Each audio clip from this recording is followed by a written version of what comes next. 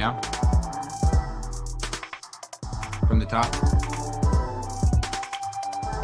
Good evening and welcome to One-on-One Nightly. Little technical difficulty getting started here. I'm Chris Bocci with Mike Calamari. No issues. We are right off the ground and ready to get going with sports.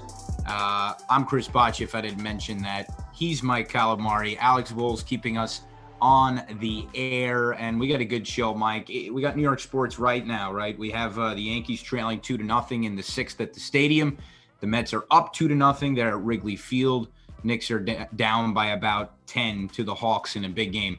So we've got baseball, we've got basketball, and we've got quite a lot of other sports news right now. Yeah, I mean, Yankees, Mets in full swing. One team looking a little better than the other, but we're going to get into that later in the show. And then a lot of Knicks, they're really exciting right now, have a win streak and looking to extend that tonight against the Hawks. And we're also going to go outside the metropolitan area, actually outside the entire country. We're going to talk a little European soccer, so that's also going to be interesting.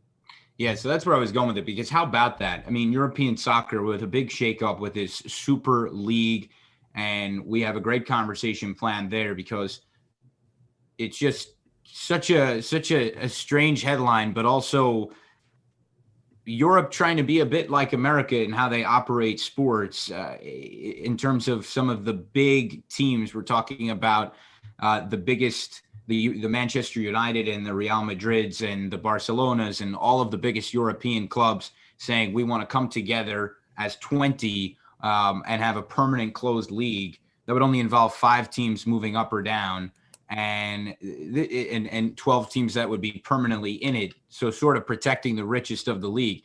Really fascinating stuff. And we'll get into that. But your initial take on the whole thing.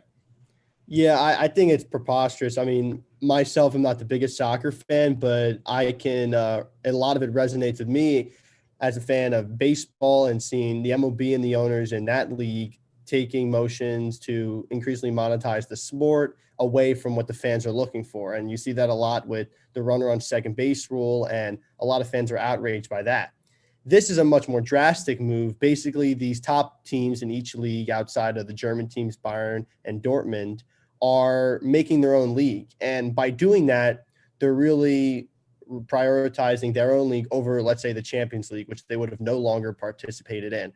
So a team like Leicester City that won the Premier League a couple years back, they would not be able to compete for a bigger trophy. And the Premier League trophy would be, in many ways, a non-trophy of any significance when you have the top 6 teams not competing in it.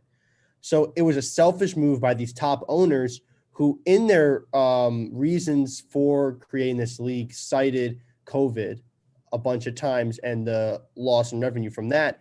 Meanwhile, there are these smaller clubs that are suffering exponentially compared to the bigger clubs, and they cannot have the power to go and create their own Super League because they're barely making it by as a bottom tier team in these bigger leagues. So it was definitely a selfish move by these big time owners that did not consider the fans at all. And it's if you're a fan of soccer, you're excited to see these teams begin to pull out, and the old ways of the soccer leagues and the old form that they are put together start to return. Yeah, and we're using the past tense was because it is all but dead right now with only 4 teams, 3 Spanish teams and Juventus from Italy still kind of sticking it out, but it won't last long. And you're right. It just completely sort of says forget about all this history that European soccer has, and you take away the national pride that comes with the league that you grew up rooting for in the club. If you're a Juventus fan, if you're a Juve fan, your whole life, and now they're going to play in some kind of international European Super League, and the name is also terrible, the Super League. I mean, they didn't even try to pretend here that this was supposed to be some kind of elite thing, and nobody likes elite things. So they try to create that. Imagine you're the lifelong fan, and now you've got to go start watching other teams. You got to start watching Juventus play Real Madrid all the time. I'm sure it would be great competition, but it's just not what you do. It's not what you're familiar with. So this is a great case of the fans sort of winning here, because there are other factors. There were governments at play and there were other money stakes at play, but it ultimately crumbled by this tagline, which said started by the poor and stolen by the rich. And you just saw massive protest across Europe. They take their soccer very seriously, and they weren't tolerating this stuff. Yeah, I definitely have to give it to the fans for taking such a strong opposition towards these moves by the bigger clubs. I do, however, think it does underscore a bigger problem in soccer. I mean, when Bayern won the Champions League most recently, they received no money for winning that league. UEFA gives no money to the winner of the Champions League. So in the eyes of these clubs, when you win and you don't get money for your successes from these big leagues, it really shows the corruption that is at the top of the Football Confederation. But I do say one thing is that Bayern was not one of the teams that opted for the Super League. So it also says a lot that when the team that basically got screwed over the most by not getting revenue for winning is not part of it, it shows that at the end of the day, this was just a selfish decision by these owners. And they weren't really looking for to barely make it by. No, they were looking for as much revenue, as much money as they can get. And they saw the Super League as the easiest way they could get there. So you got to give it to the fans, UEFA, FIFA, all these organizations standing up against it. And Chris, I think one of the biggest moves was the move to say, hey, if you participate in this league, you're not allowed to play in the World Cup. I think that was really the turning point. Imagine not having the top players, Ronaldo, Messi, in that World Cup would be a huge hurt for the sport. And I think that's when these clubs started to realize that they needed to turn away from this ordeal. Yeah, I think the influence of FIFA in that sense is important, but you may have called their bluff if you're these clubs. I mean, are they really going to not let these guys play in the World Cup, the biggest superstars of the sport, in the event every 4 years? It very well could have been a bluff. I think it really came from the fans more than anything, who said we won't attend these games, we won't pay the ticket price. The influence of the Glazer family, I think, is very interesting. They own Manchester United. They also own the Tampa Bay Buccaneers. So they are an American sports family. They're an American family. And, it's hard to know, they were a big string puller in this. And this just seemed like the influence of the American model, which is a lot more profitable, which involves owners making hand over fist in a lot more way. And 43 out of the 50 richest sports franchises on earth are American, because the model here is just a lot more profitable. And that's sort of thematic of business in general, American business versus European business. In these open league forums, you risk it all. You risk not being in the league. And it's not the case in the closed league like the NFL or the MLS. So I just find that to be interesting. The fact that this American concept of how you ought to run a sports league infiltrated Europe and just got shut down. It couldn't have got shut down quicker. And the rollout was just so pathetic, and it was just such a botched situation. It leads you to believe that this was impossible from the start. But at first, soccer fans were scared. Soccer fans were definitely scared at first.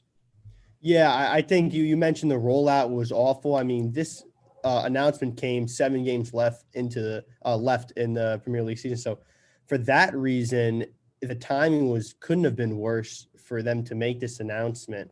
And you noted the American model. I think that's very interesting. I think with the way NBA is trending, and even leagues like the NFL, like stars versus stars, I think is the way owners see the most money created. And I think when you pin guys from different leagues together into a super league like Mbappe or Griezmann or Neymar or Messi, just to name a few, and you put them together in a super league, and they're going to play each other more, and it would be in a tournament style, maybe single elimination tournament. I'm not sure about the details of what they had planned heading into the Super League, but if you had a style of that sorts, it would make sense that would bring in the most viewership from a worldwide standpoint. Maybe diehards in England and Italy that really rooted for their clubs for a while would not be a fan of the Super League, but I think in the grand scheme of things, it would have drawn a lot of people to the sport to watch these games. On the other hand, I think for the longevity of the sport and keeping it a traditional league base, I think it was an awful move. And all the diehard football fans soccer fans, none of them want to see this happen. So it's really good and really exciting for soccer that they're starting to backpedal on these moves, and it's going to be an old traditional league-based Champions League for the foreseeable future. Right. And the fact that the Champions League already exists gives you the opportunity to see this. And then you can go see to the World Cup, but it just feels so backward to me. And I'm not the biggest, I'm not a huge European soccer fan. I loosely follow Italian soccer, and my understanding of it is that the pride that you have in your local team is enormous. And this is just co-opting that, and it's corrupting it. And I don't know what's up with UEFA and FIFA. I know that there's a good deal of corruption in their histories. But as you said, I'm glad to have seen all of this just sink, and largely led by the fans. Yeah, 100% agree. And I think one of the biggest things to think about when you're viewing the idea of the Super League is that all these major teams are basically punching their ticket into a trophy. Like, they didn't have to work to get there. I mean, a lot of the bigger clubs, if they had not qualified for the Champions League, they would not be able to participate for that trophy. Meanwhile, a team like Leicester City, if they outperformed a team like Tottenham, would be able to make it into the Champions League over them. So I think by seceding into this so-called Super League, they were these bigger clubs were basically securing their place in this tournament where they could guarantee revenue, and leaving these smaller clubs in the dust that could potentially make a run and beat some teams and enter the elimination round of the Champions League. So I think in that sense, it was really a selfish move by the clubs, knowing the power they had and the star power they had, saying, listen, if we just come together and make our own club, we're going to guarantee revenue.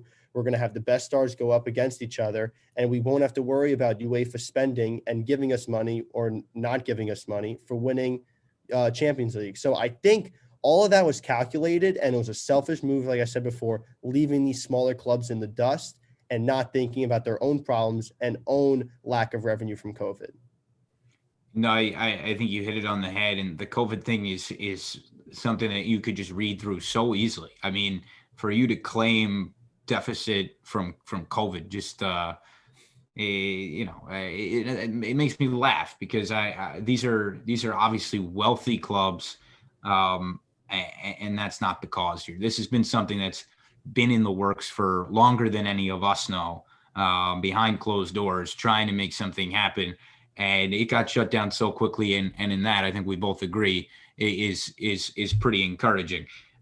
So the Super League is a mess, and it absolutely tanks.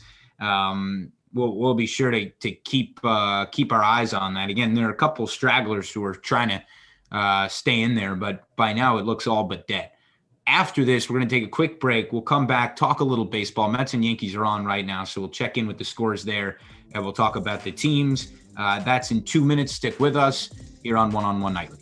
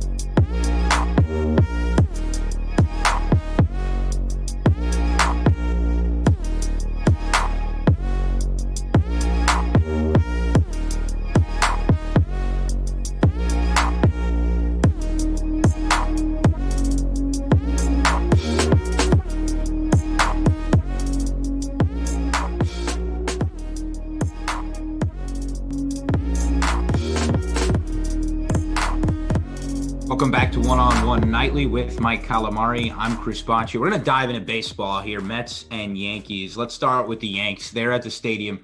Give you an update. The Braves are up 3-0. They're at stretch time, 7th inning stretch. Corey Kluber, 4 2/3, 2 earned, 4 walks and 2 strikeouts. Not the worst day, but you want to get a little more length out of him. The Mets right now are up 2-0. Francisco Lindor with his first bomb as a Met. And I'll give you the Knicks score too, just because this is a big game against the Hawks, and we have the Knicks next. But 48-48 with 7 to go in the second quarter. So there you go. But let's talk baseball, Mike. And let's start with the Mets. Last night, tough game, 3-1 loss. Francisco Lindor comes up with the bases loaded. Well, first it was Nimmo with the bases loaded and 1 out. You're down 2, and he strikes out. Then Lindor comes up, first pitch swinging ground ball game over. I'm not going to get on this guy, and let me preface the entire baseball conversation with everybody. Just relax. Everybody relax. We're 13 games into the season here. Let's not get everybody who's too hot or too cold. It's too early to really say anything. But Lindor, was crawling along. He had the game-winning hit, so you can't get mad at him. But then today he gets the big shot. He gets the home run, and you got to love to see that.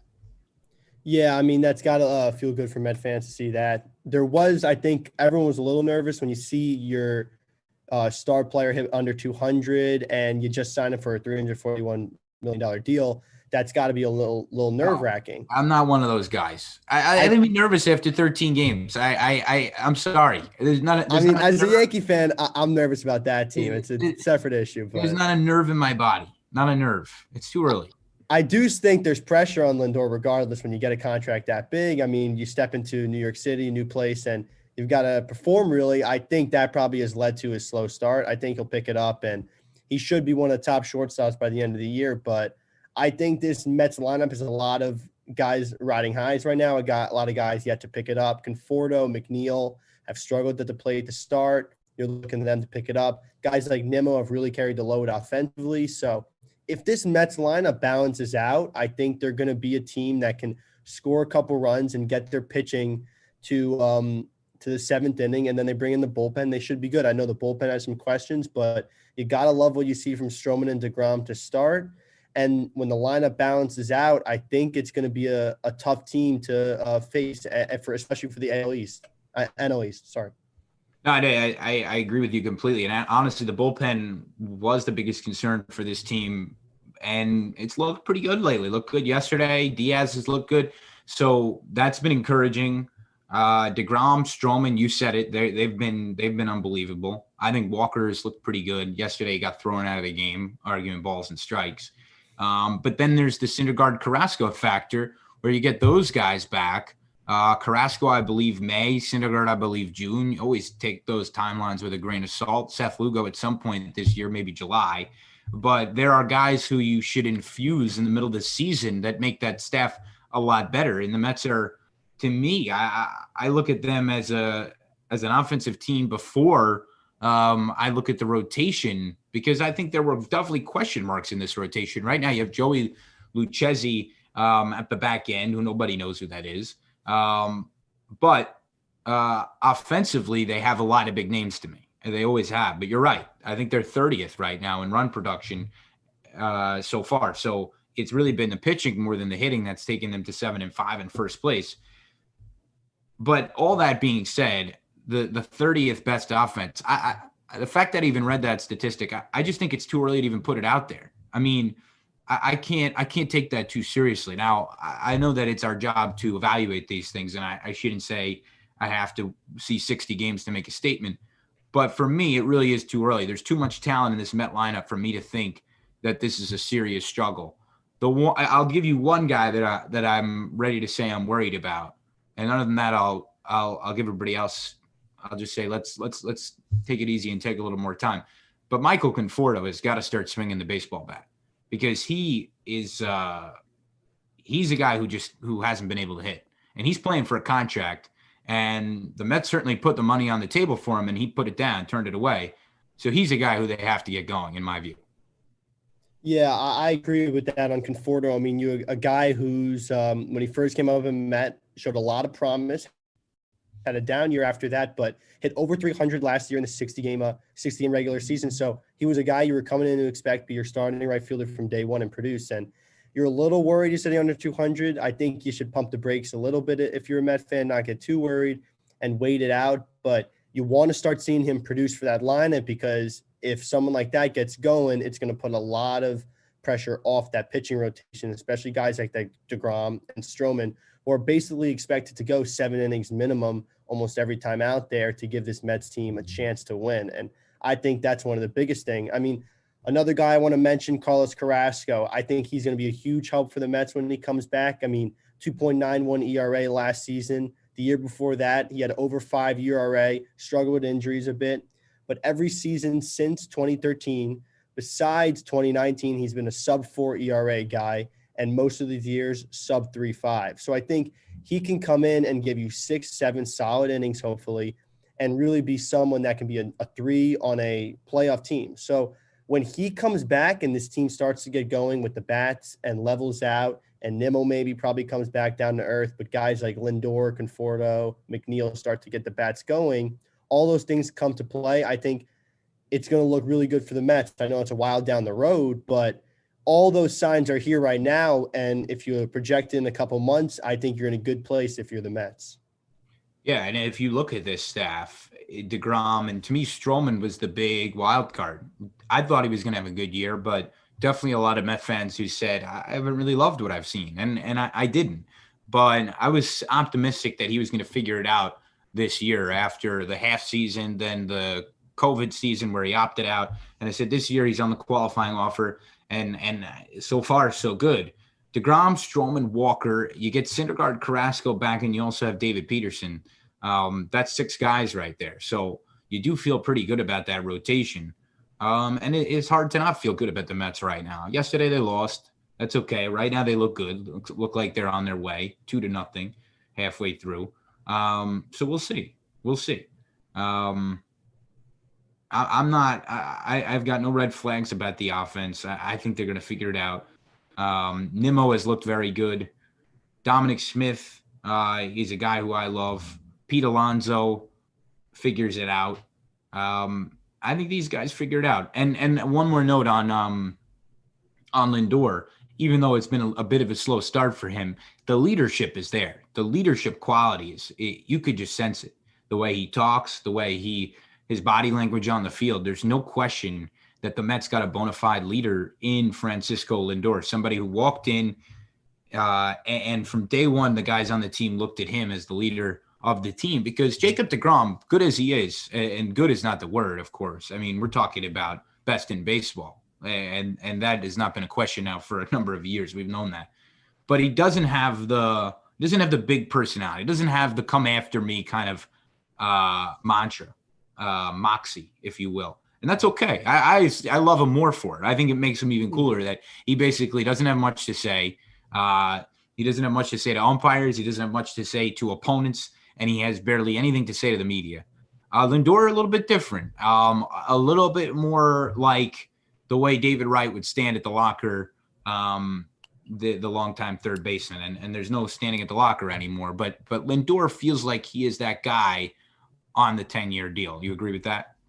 Yeah, I definitely agree. And you mentioned DeGrom. I think when you have a pitcher, usually you want your ace to be poised, cool, calm, collected. And that's not usually the guy you expect to be the voice in the locker room.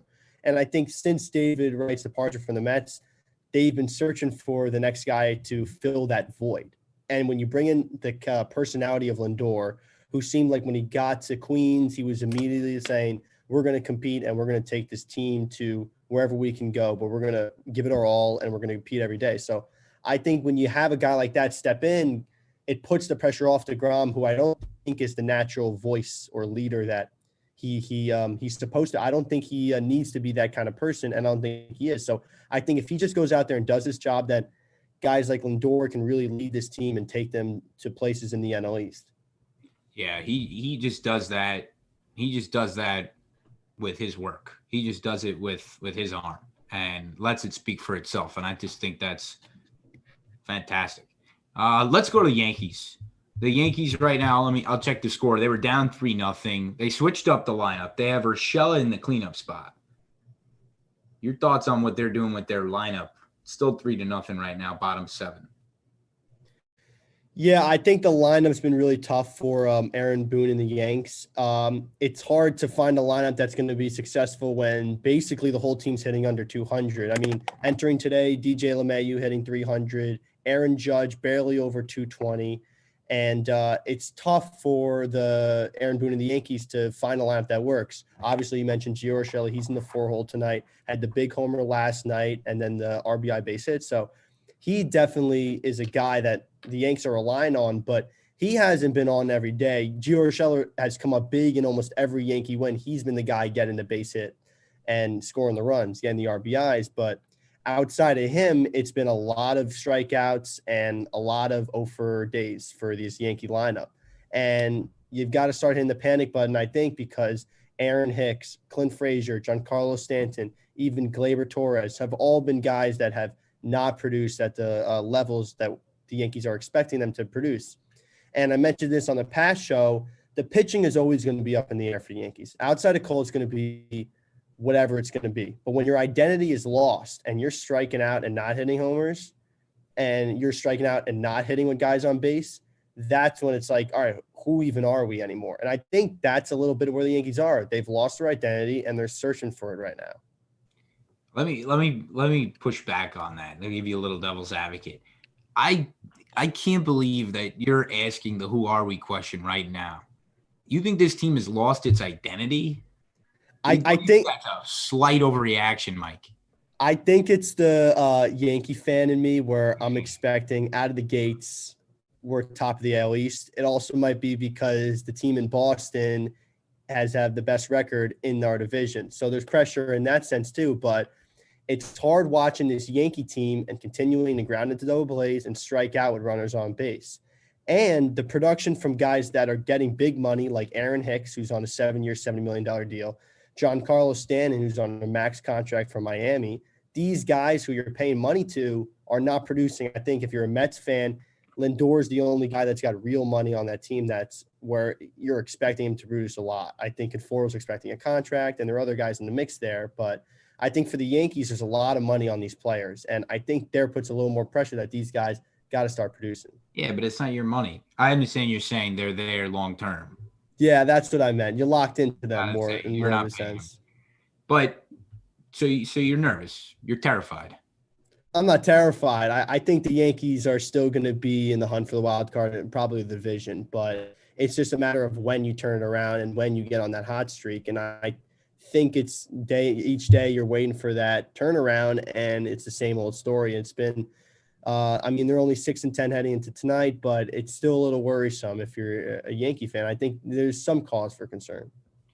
Right. The thing is, though, this is so Yankee fan. I can't even believe this. This is what I hear all the time from Yankee guys. Just their, I mean, this is like totally normal stuff. If you're a Mets fan, you're so familiar with whether it's a slow start of the gate or a bad month of May or a bad month of May, June, July, and August all put together. You get very used to the losing. So I got to tell you, this is way too early to be pressing the panic button. And just take it from me. Take it from a sincere piece of advice. You know, you have every right to complain, but I just can't handle Yankee fans on the radio who can't understand that their team is going to get it together. This is an excellent team, top to bottom, and you guys will get it together. I hope you don't, but you will. You will. I can guarantee you that. Yeah, I will say there are definitely people out there calling for Aaron Boone's job and people who are really worried. I think those people are foolish because as much as this Yankee lineup has not performed, I don't think it's at the fault of Aaron Boone at all. I think these guys, the players are there. They're good on paper, but they just have not put it together for a good product on the field. I think there's some causes for concern with the Yankees because guys like Judge and Gary, who are going to have contracts, they're going to have to come up soon. And while you have him on the team, maybe one of those guys, I doubt Judge leaves, but Gary's a guy you might let go, and you're hoping for them to have production right now. And I think when you don't see him start off the season hot, I mean, everyone was buzzing about Gary. He had 2 or 3 games start of the year where his bat looked really hot, and since then he's dropped down to 200. But those both those guys have yet to really show that they're going to be the young guys to carry this team forward. So I think when there's a lack of leadership on the team and a lack of veterans and the young guys are yet to turn it around in the beginning of the year, it's a little bit worrisome because you worry that maybe this team is not as good as we thought it was. I mean, they were World Series contenders. People were calling Yankee Dodgers World Series at the beginning of the year. And when the Dodgers have looked legit and the Yankees have not, then it starts to think, are we really that level? And I think Yankee fans maybe have to put in perspective that you don't have to be the Dodgers to be a competitor in the American League or in baseball. And maybe they aren't the Dodgers, but they can maybe compete with the White Sox. They can compete with the Athletics and these lower level teams that aren't maybe that tier one Dodgers, Padres. Oh, I mean, it's never been built up to be, you're not trying to beat the White Sox. You are trying to beat the Dodgers at the end of the day. You are trying to become World Series champions. And how many years do we push back that timeline? It's definitely getting to a point where you're saying it's got to be World Series soon, or else it's bust for this whole experiment because you built it up. And you mentioned Aaron Boone. I think it's crazy after 15 games to be calling for the manager's head. I would never think about it. But Aaron Boone, to me, has not proven himself at all. And I say that from the outside perspective of when they fired Joe Girardi, I thought it was the craziest thing ever. I thought it was just bananas. And they did it. And they brought in Aaron Boone, and you said, defer to Cashman because this guy knows what he's doing. He always has. So I said, we'll see. Maybe they just know when it's time to bring a new voice in. And so kind of the timeline started right there when you brought in Aaron Boone, and he hasn't gotten the result that you've wanted. And here you are. I see a headline here that says 6 potential managerial candidates for Brian Cashman's job. That to me is crazy stuff. But you do have to ask the Aaron Boone question at a certain point. I don't think it's now, but maybe after the month of April wraps up, if we're midway through May and we're still having this conversation, then my tone changes a little bit about the managerial situation. Yeah, I think Boone has never been the guy for the job, in my opinion. I thought it was Girardi, like you. I mean, Girardi is still taking the same young core of guys farther than Boone has. Game 7, 2017 ALCS. Boone hasn't gotten past Game 6 in the same series. So I think from that standpoint, Girardi was the guy that was going to be on top of these guys. He was going to make most of the calls. And he probably had more of an old school way of coaching them. Aaron Boone clearly is more hands-off, easygoing, kind of an anything goes kind of attitude. Obviously, he's still their bosses, but it seems like he's more loose with these players. And it's no secret that Cashman's making a lot of these calls from the front office. So I think in that sense, that's never been the right way for the Yankees to go. Obviously, it's what Cashman wants, but I don't think it's the right direction. On the other hand, I don't think messing around with the team, changing managers is ever the right move, especially when you've got a good core like this. I think the players got to go out there and perform. And Aaron Boone can't put on batting gloves and go 3 for 4 tomorrow. But Aaron Judge could do that, and Gleyber Torres could do that. So I think the focus should be on the players right now and not who's coaching them and putting them in the game.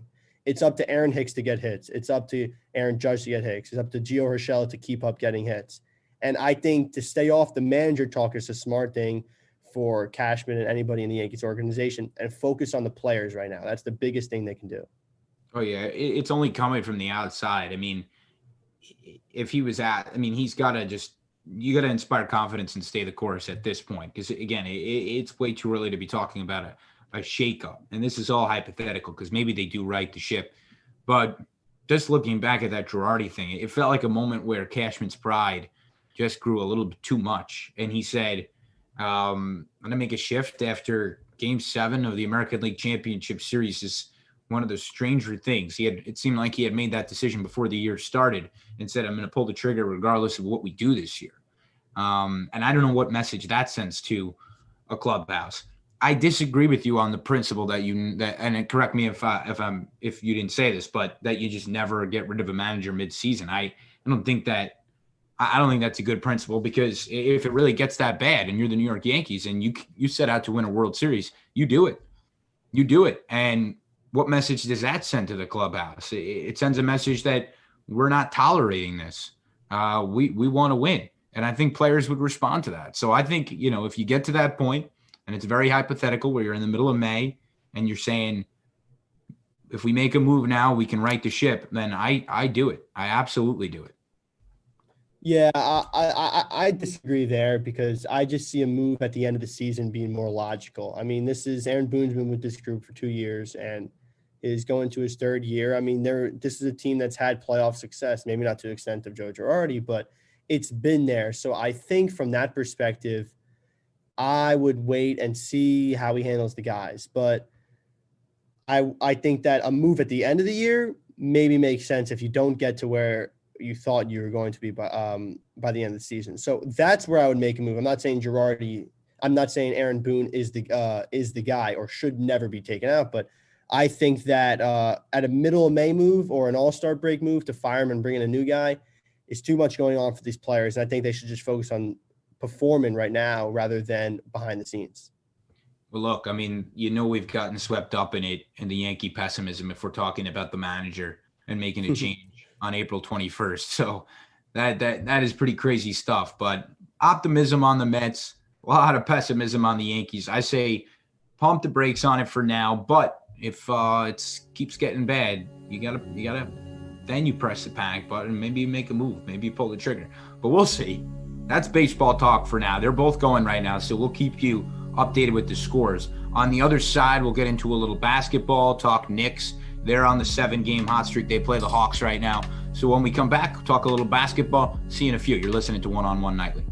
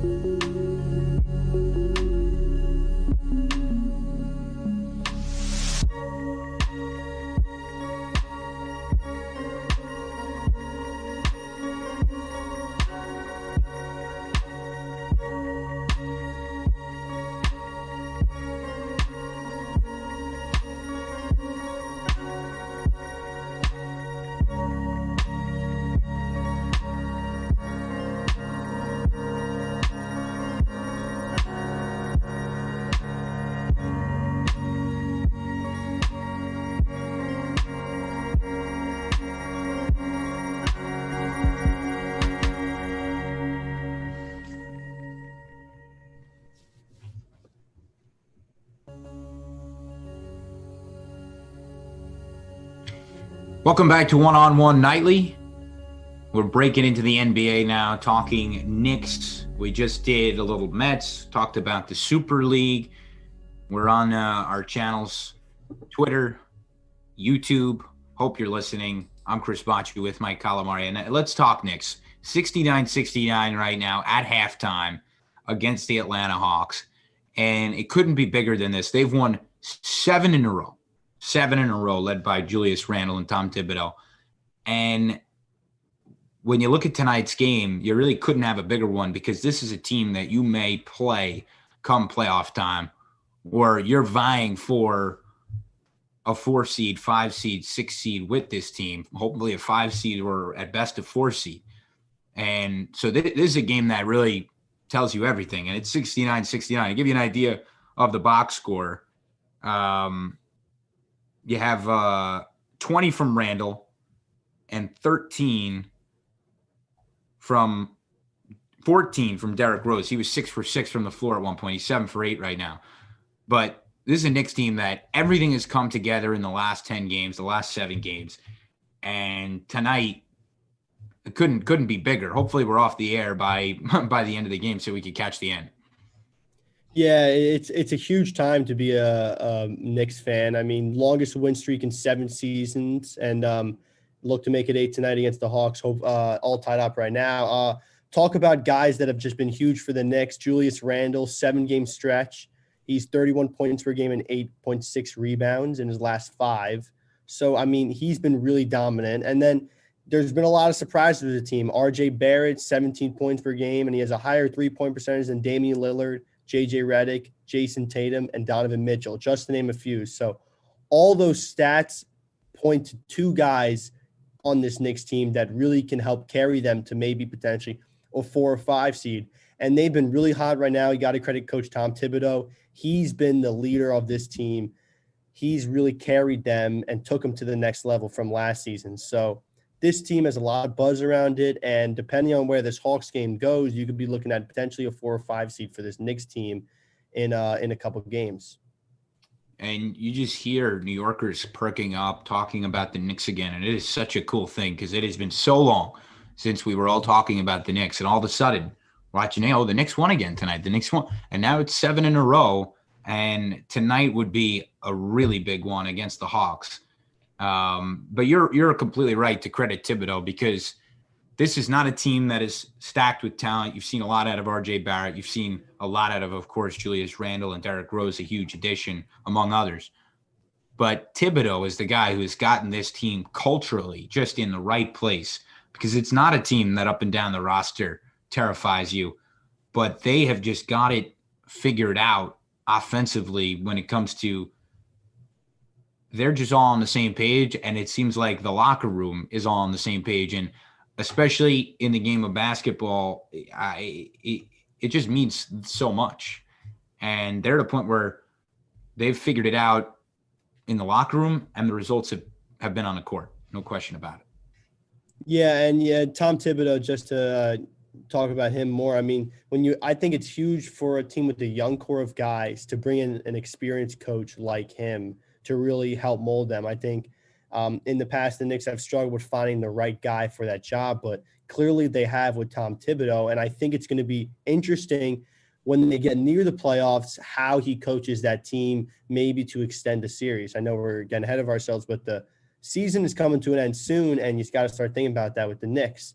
I think a huge thing with these upcoming games, though, is to not fall into that 7th seed in the playoffs and have to get a play in. I think being top 6, especially this year, is going to be huge for the Knicks. And they can cement top 6, then that's going to be a huge step forward for them when they enter playoffs. Yeah, and just looking at their schedule ahead, and you want to get to maybe 40 wins here to be in the place you want seeding-wise, and they're at 32 right now. And you look ahead, Atlanta now, Toronto tomorrow is a great matchup. They play Phoenix twice here, Denver, the Clippers, the Lakers, Charlotte, and Boston to round out this season on May 15 and May 16. And those are teams that I think they can beat, and it'll be very interesting when you get down there. That could be very decisive about how it shakes up. You have a couple of tough Western Conference opponents here down the line. You have a couple of softballs, and then you have a couple really competitive ones, and tonight is right there. But if you get the seeding that you want, as long as you're not 6, because if you're 6, you might be looking at well, not Brooklyn. Brooklyn's going to be 2, but you might be looking at Milwaukee, right? That's going to be tough. But if you can get to 4 or 5, you love where you are. I think there's no reason why this Knicks team shouldn't win a first playoff series. I think there's no reason why Knicks fans shouldn't be excited about the prospect of going to the second round this year. That's not unrealistic at all to me. No, I definitely agree. And if the Knicks end up locking a 4 or 5 seed and avoiding that matchup with the Bucks, then you can definitely see them taking down an opponent like Boston or taking out maybe Charlotte. I think both of those are opponents that the Knicks could end up besting in a best of 7 series, especially Charlotte. We saw that last night when they beat them 107-99.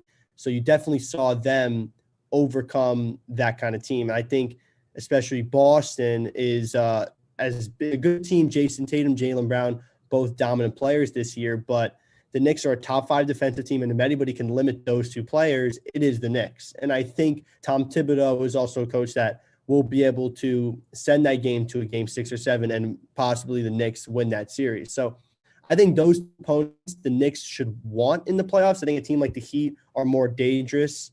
They're 30-28 with Bam, Butler, and Dragic all missing 5+ games. And I think obviously with healthy and Oladipo on that team, they can definitely make a move up the Eastern Conference. I think that's the one team that will present a problem for the Knicks if they are a 4 or 5 seed. But the other 2 teams that the Knicks could draw, I think, have great matchups for New York, and they can definitely make a move into the second round of the playoffs. I couldn't agree more. I almost think that if you – I don't want to call it an expectation because this is a team that came in with no expectations.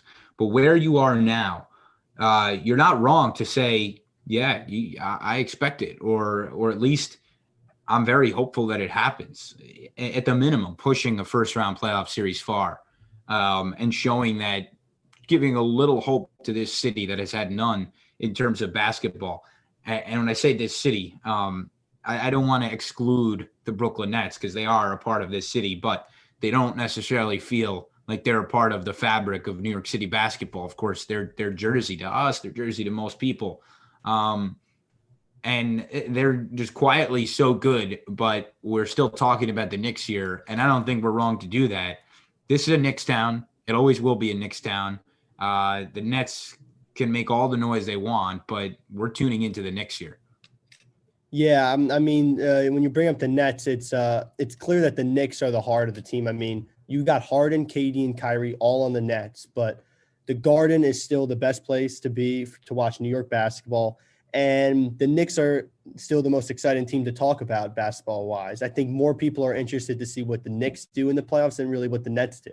I think if the Nets have all their guys healthy, KD, Kyrie, and Harden, they're going to be the clear favorites in the East. They've definitely got some problems in the front court, how they're going to be able to defend guys like Giannis and Embiid.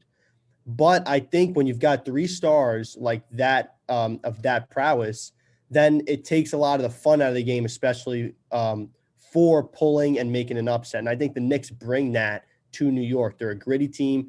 They bring 110% every night. And that's why we're talking about them instead of this Nets team, which is basically like if they're healthy, they're the favorites. If they're not the favorites. I think that's the question with the Nets. But with the Knicks, it's really a talk about these young players and the coaching of Tom Thibodeau. Yeah, and I love the Knicks fans for that. I think it's great. One of the things that came up was what was he going to say? When they played New Orleans, right? And after that game, the conversation about why am I losing his name? The big four, Zion, about Zion coming to New York, all of a sudden became a conversation on the minds of Knicks fans. I got a text from one of my friends, Zion coming to the Knicks confirmed because of his comments. And I'm like, I don't think you know the definition of confirmed. I think it's a possibility, but everybody just gets so energized about this idea that Zion could become a Knick. But we've heard this before, right? I mean, we've heard this with LeBron James and any number of stars who Knick fans wanted. They wanted Kyrie too. They wanted KD as well. But we're at a point where I don't know. I don't know if it's realistic. I don't know your thoughts on that. Could it happen? He says he loves the Garden. Maybe. Yeah, I think it just shows you how special the Garden is. I mean, Zion was beaming when he was asked that question.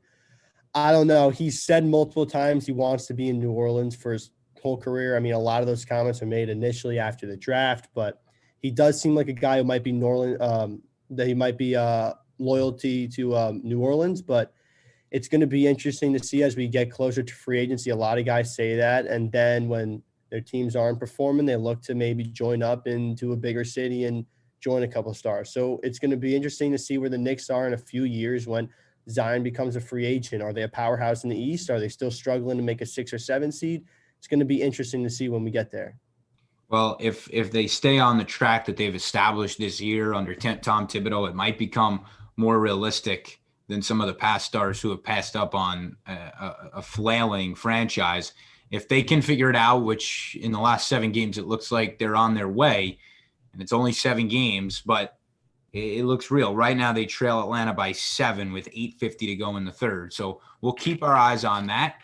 On the other side, we'll get into some of the quarterbacks in the upcoming draft. That's next Thursday. So we're going to football. This show is flying by. We'll keep you updated on the scores. We're going until 10 o'clock tonight. We'll see you in 2 minutes. You're listening to One on One Nightly.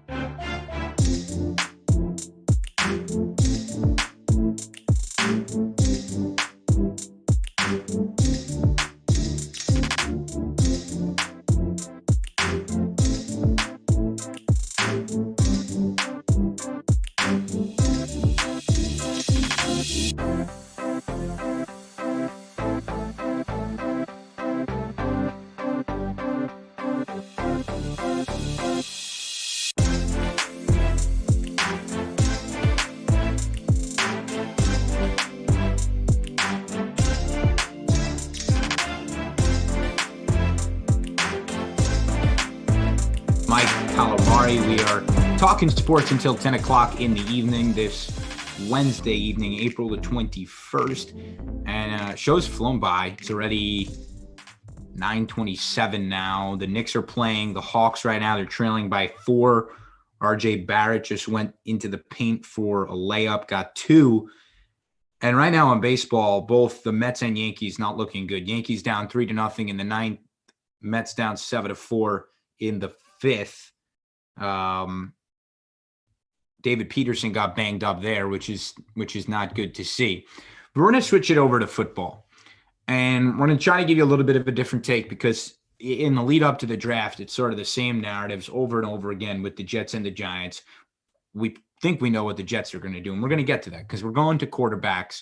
And we're going to go through the buy or sell stock on each of these prospects. And I want to start with the notable, with the obvious, Trevor Lawrence, who we all anticipate to go number 1 to the Jacksonville Jaguars. Mike, are you buying or selling Trevor Lawrence? I think this is a no-brainer here for a lot of people. I think we're all buying Trevor Lawrence. 66 completion percentage in college, threw for 90 touchdowns, career 164 passer rating. So I think that this is a no-brainer here. He was obviously leagues above all other quarterbacks through his time at Clemson, and I think you're insane not to buy Trevor Lawrence. I think there are questions about the Jaguars. Is that going to be a fit for him? What's the offensive line and the weapons there for him? He's going from Clemson, where he basically had a top 5 offensive line in the ACC and a top 5 wide receiver core in all of college football, to the Jacksonville Jaguars. So it's definitely going to be an adjustment for him. But if anybody could do it, I think Trevor Lawrence would be able to. Yeah, I think Lawrence is hard to deny here. I mean, the size, the ability, the years, 3 years, the fact that he's won, the fact that he's stayed healthy. This guy has got everything going for him. So he is a buy. He's a buy, and I'm not going to be unoriginal there, and I'm not going to be original there and try to change it up. I've got to be unoriginal and say Trevor Lawrence is a buy. The one thing here, though, is that the expectation that he'll have such success, I would definitely temper that. I don't know that him going into Jacksonville that we can so quickly say he's going to immediately have success. But to me, pure prospect, Trevor Lawrence is undoubted. The next guy on this list is interesting to me.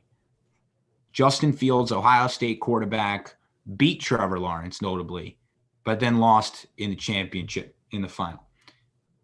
A little interesting here.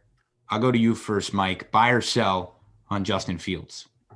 You know, this is a tough one. I think Justin Fields has dropped in the draft rankings, really not by any of his fault. I think there's been narratives built around him about his work ethic, and there haven't been really a lot of notable reasons that he should be dropping in the draft order. I think that he's had a lot of up and downs in his college career. I think the game against Clemson, he looked the lights out. And I think if anything we can say about Justin Fields, it's his ability to throw the ball. But I'm not sure if he has a particular fit in the draft, a place where he can go to and work under a quarterback for a little bit and really become a starter in the near future. I think a lot of teams in the top of that draft are searching for a QB out of the gates, Jets, for example. But I'm not sure if he fits into that position. 49ers, another team that might be looking for a day one starter.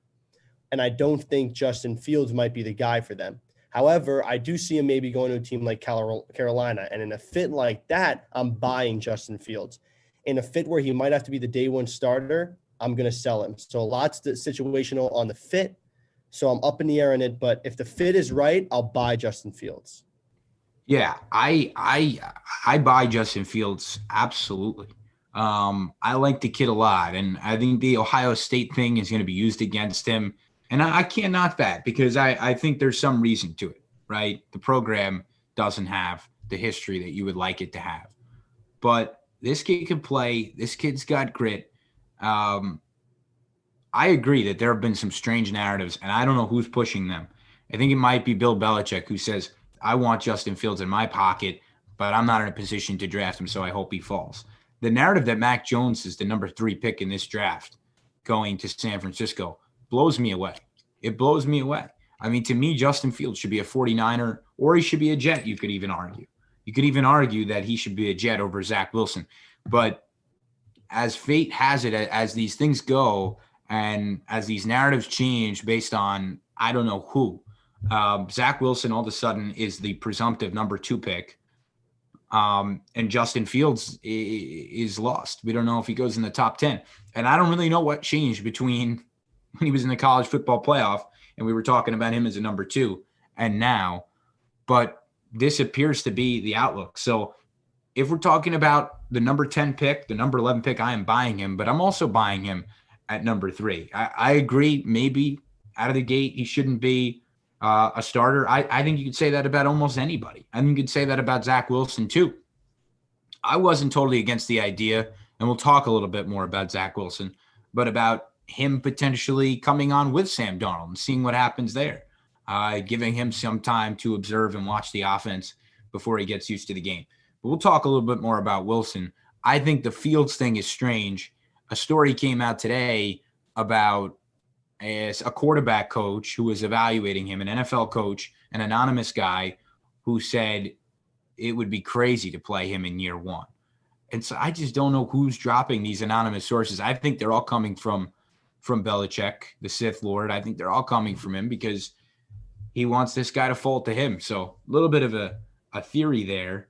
But, say what you will. So that's Fields. We're both buying him. I'm buying him a little higher than you are, I think. I would buy him at number 3. Mac Jones is the next guy. And Mac Jones, narrative around him is great. His stock has risen. A year ago, we wouldn't be talking about him at this point at all, maybe not even in the first round. So here's a guy who won the national championship and has been vaulted to this position. Are you buying or selling on Mac Jones? Yeah, I think that, again, like Fields, there's a lot with the situational fit, but nothing has shown to me that Mac Jones is a top 3 pick in this draft. I think a lot of his passes were on screens and RPOs. 22.5% of his passing yards, to be exact, were off those passes. And that was 11% higher than Trey Lance, 14% higher than Justin Fields. So as a prospect, I think I'm selling on him. I do not think he's a top 3 talent. On the other hand, I think he's a great fit for Kyle Shanahan and the 49ers offense. It's a good fit because they run a lot of screen game and RPO game. And Kyle Shanahan has had QBs with similar skill sets.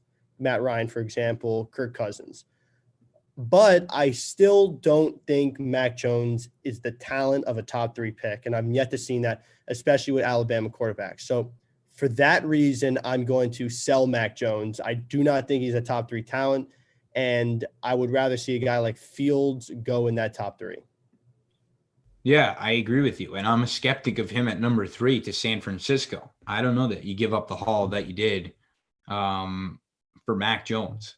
And I'll say this. I will use the program against him here, coming from Alabama, what they're able to do beyond the quarterback conversation, beyond the quarterback position.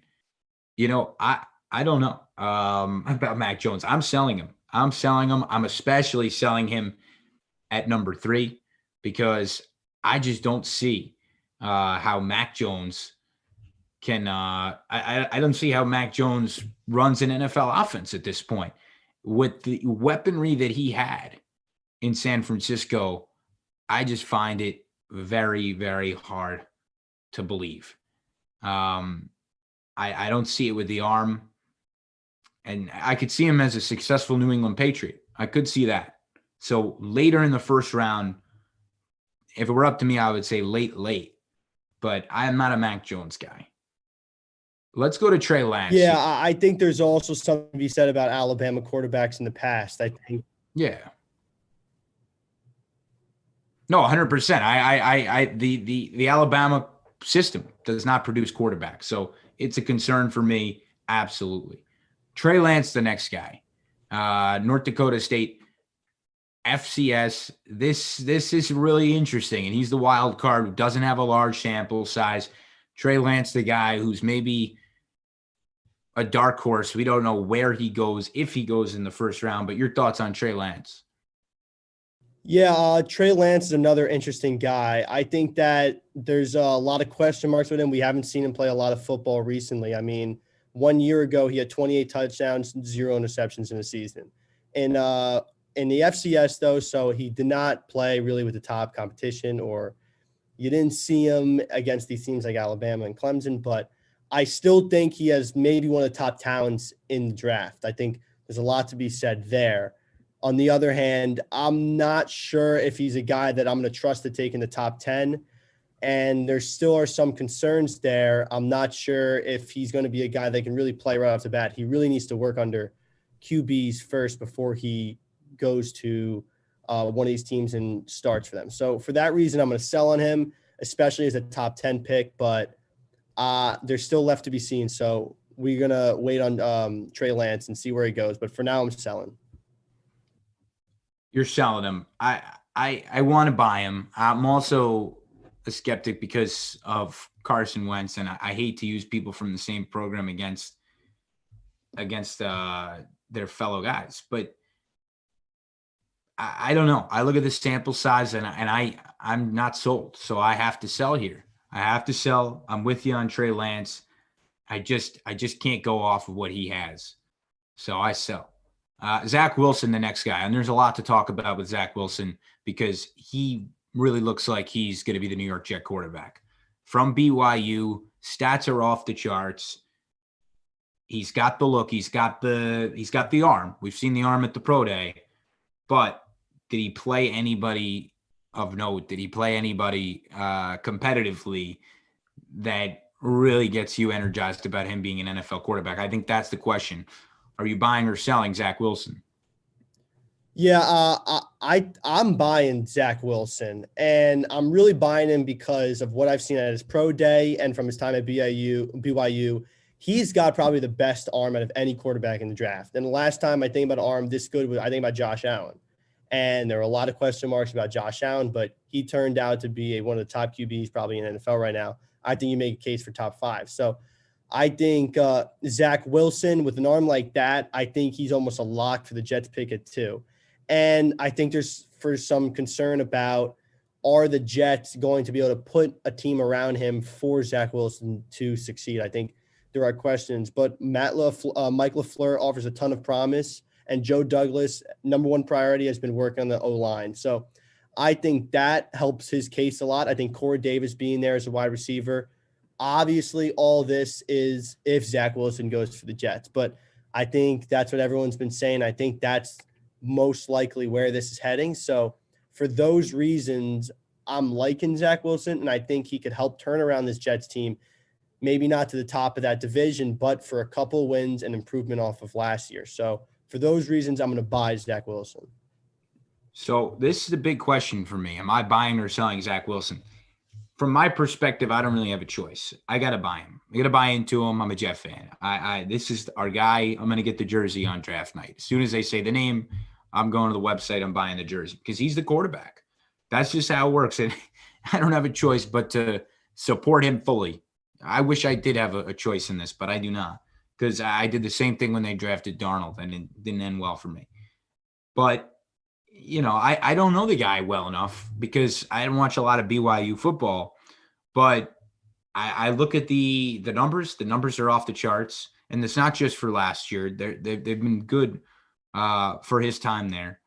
I worry a little bit about the size. I don't think he's even 6'1". I mean, I don't know what they measured him at, but he doesn't look like he's 6'2" to me. A little bit of a concern there. Durability, a little bit of a concern. He's got a couple of shoulders, both shoulders, I believe. So I worry about that. I'm just trying to do my due diligence because when you're a Jet fan, you're ready to get disappointed. You're ready to get it wrong. Obviously, it's new leadership, but I just can't anticipate them getting it right ever.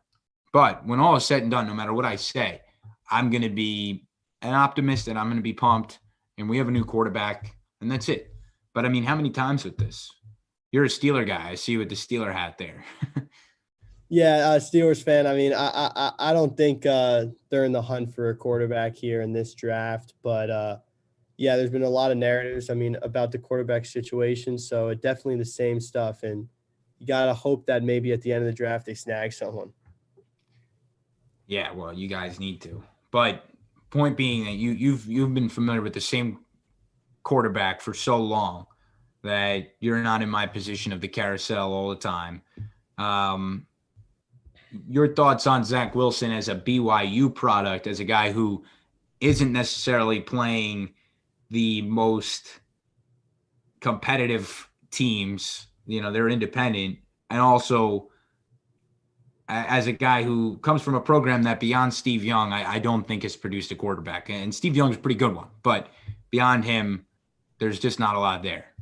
Yeah, I see those points, but when you see the pro day Zach Wilson had and in the big games in the bowl games, the way he was able to throw the ball around, I think it's hard not to see the talent there.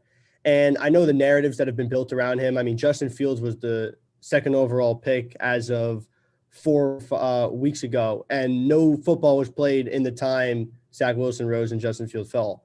So I think that is a very interesting way things went around, but I also think that Zach Wilson's ability is definitely there. And if you put him with around pieces like he had at BYU, I think he can definitely put up points on the board. And the Jets should be excited about taking him at 2. All right. I hear you. I'm buying him. I'll buy him. I'll do it. I'll do it. If you're saying it, everybody's saying it. I'm going to get excited about it. I'm going to be nervous because I have to be. Ripped out again. What's like, that? Get your heart ripped out again. Like exactly. That's why I can't get too excited. I mean, how many times am I going to fall into this trap? But I'll get the jersey. I'll get behind him. If it doesn't work out, I'll throw the jersey in the garbage. I already have with the Darnold. So we'll see. How about Carolina, though? I think they made out really well getting Sam Darnold because I think that's a win. I think you'd have a lot of success there under Matt Rule. Yeah, I'm intrigued by that move. I don't understand giving up the draft picks there. I think 3 draft picks is a lot. I think the Jets come out looking pretty good there because if you saw Sam Darnold last year, I don't think any team was saying this is a guy who's a starting quarterback for us. I think there are a lot of problems with that Jets offensive line. You talk about Sam Darnold seeing goats. There were a lot of things that were weird about that Jets team last year, but nonetheless, I think that I think there's a place for Sam Darnold to have a new, fresh start. I think that's the most important thing for him. But I'm just not sure he's a starter for a team right now. That's the only cause for concern. I think 3 draft picks, a good return for the Jets. I think it is too, but it was also, to me, it was on the money because the Jets stood to get a pick for him regardless. If he walked in free agency, they would have got a 3rd round pick. So they needed to get at least a second. They got a couple others in addition, 2nd, 3rd, and 6th, I believe it was. And you probably had a couple bidders. Your Steelers might have even been in there to say we could use somebody like Sam Darnold. So I think he may have success in Carolina. And if it only cost them a 2nd and a couple other picks, I think they'll be thrilled with that. But at the same time, I agree with you. It was time for him to move on in New York. We have one more quarterback prospect for you. Kyle Trask, the University of Florida kid. He's a Gator. Your thoughts on Trask? I'll disclaimer, I don't know a ton about him. I like him, but your thoughts on Trask? Yeah, I think Kyle Trask is an absolute worker. He gave it all he had in that last season with Florida. I think he's definitely a worker, but I do not see NFL traits on this kid. I think a lot of had to do with Pitts and Tony being there, and with those receivers on that team, it gave Trask a lot of opportunities and a lot of space for his receivers too. And I'm not sure he's going to get that in the NFL. I think he would need to go to a contender to develop, but I'm not sure there's an absolute fit for this guy. So I'm going to sell Kyle Trask right now. And I'm all for him, though. He's a big-time worker, but I'm just not sure his game translates in the NFL. See, to me, he's not a 1st-round pick. I mean, he's got to go later in the draft. And if that's what happens, then I buy him.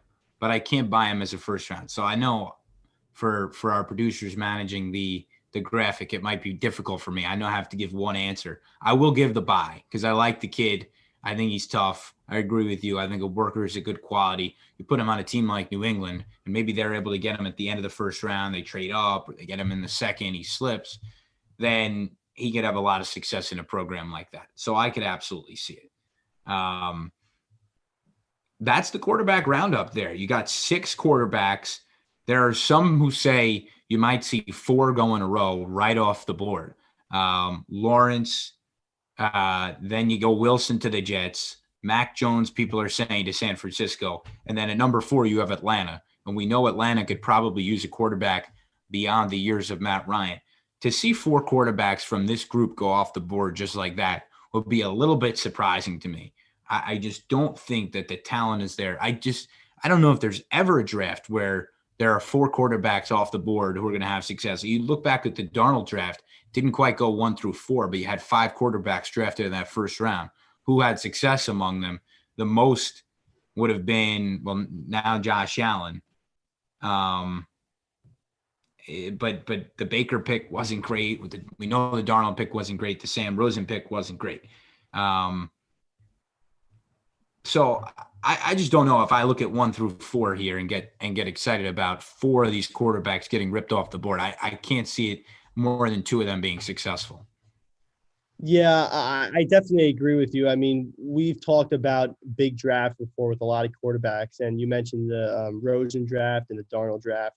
That was one of them where we thought it was a new era of quarterbacks, and really only Baker and Lamar Jackson and Josh Allen have emerged since that draft. I think similarly, we might get 2 or 3 guys out of this year's draft who come out as legit quarterback 1 starting caliber players. I think Trevor Lawrence and Baker Mayfield, comparing them as number 1 overall picks, a little tough. I think Trevor Lawrence was dominant with 3 years at Clemson.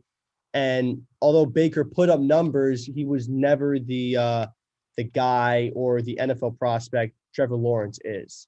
So I think for those reasons, it's a little different. But after that number 1 pick, I think it falls very similarly with guys not in big conferences that are getting looked at, other guys that didn't have great schedules that are getting looked at, for example, Josh Allen. So I think there's a lot of similarities to that draft. And when you bring up that draft and you mention how a lot of those quarterbacks have since flopped, you start to think about which of these guys could be the guys who don't amount to top QBs. And I think that gets you worried if you're a Jets fan or a 49ers fan is, are we drafting the wrong guy? Obviously, there's going to be a quarterback stud in this draft, but who is he? And if I'm the Jets, I should feel confident that Zach Wilson is that guy.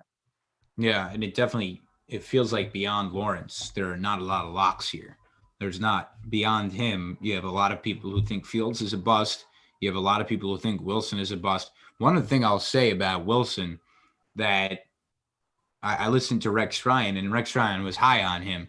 But one thing that scares me a little bit that Rex brought up was that he didn't have the C on his right shoulder. Wasn't a captain at BYU.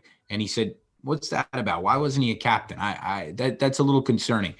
And I gotta be honest, that is a little bit of a red flag. Why wasn't he a captain? I don't want to get into the speculation about character and whatnot without knowing anything, because people do that all the time.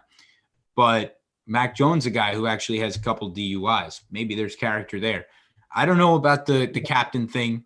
I don't want to speculate, but that's a little weird to me. I would say that's a little weird to me. Yeah, I think it's interesting when you speculate with stuff like that. I mean, there were talks about Baker before his draft. I mean, there were videos of him running away. Yeah, for different reasons, but yeah.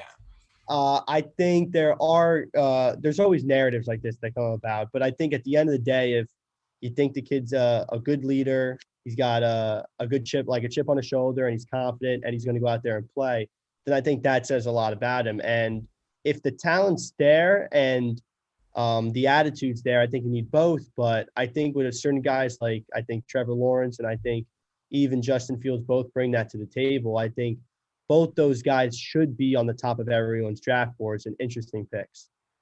Yeah, just when you have those qualities, you're usually a captain. That's the only thing. I think that's why it's a point. But I don't really think it's anything too scary. Checking in on the Knicks here, by the way, it's 100-94 with 10 minutes to go in the fourth here.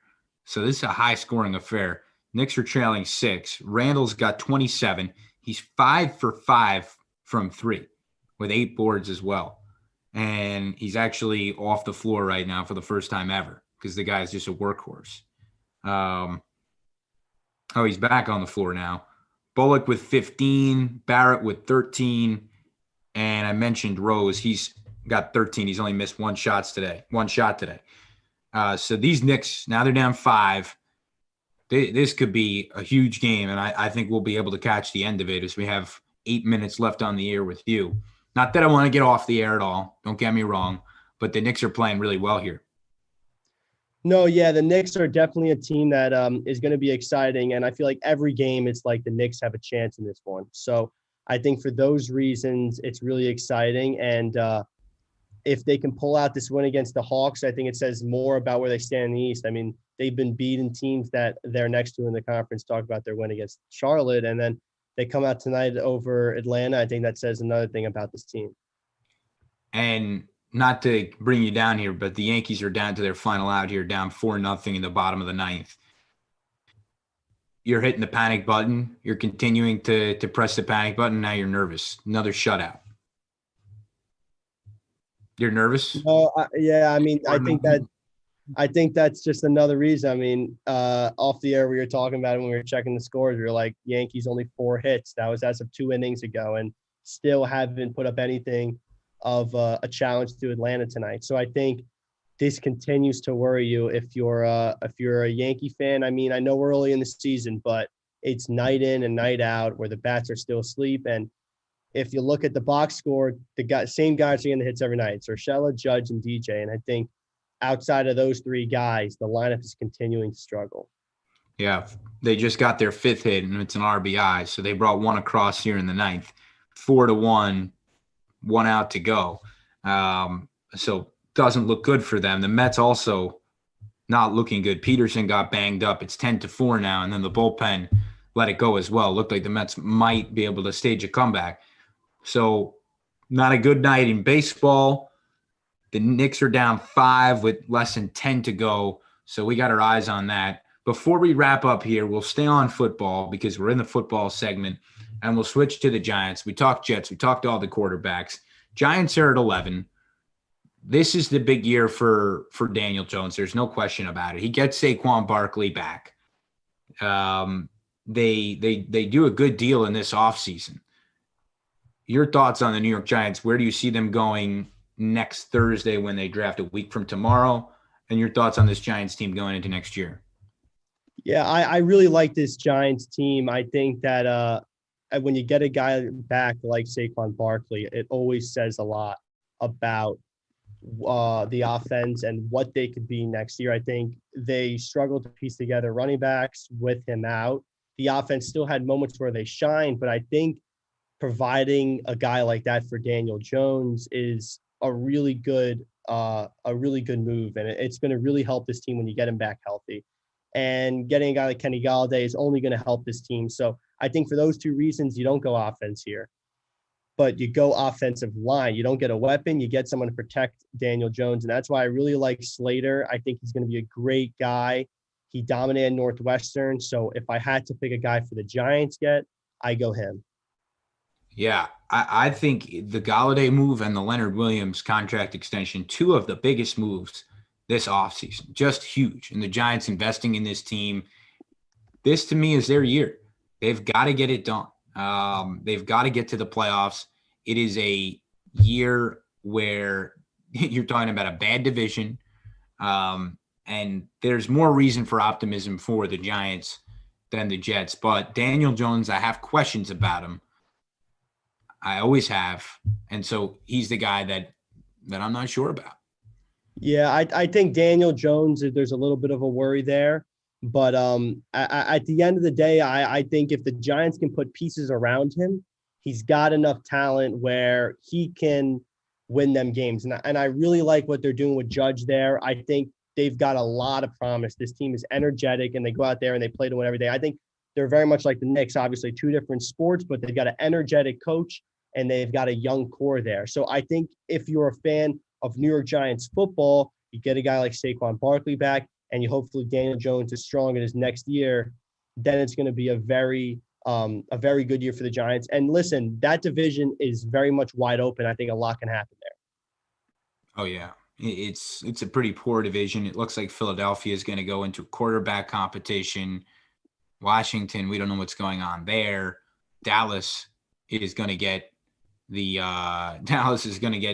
Dak back, so we'll see. And Dallas maybe should shoot to the top. But that's our show. We gave you the Super League. We gave you baseball. We gave you basketball. We got our eyes on the scores here. It looks like the Mets are going to lose. They're down 10-4 in the 6th. The Knicks are trailing 6 by 6 with 8 minutes to go. Yankees just went final. They lose to the Braves 4-1. It's been good with you. Staying on the air in the evening until 10 o'clock. Might cut out just a little bit short here. But this has been a good show. This has been One-on-One Nightly. Our producer has been Alex Wools and Kayla Wetzel. They paired up here today. Mike Calamari, I'm Chris Baccia. This is One-on-One Nightly, a production of WFUV Sports.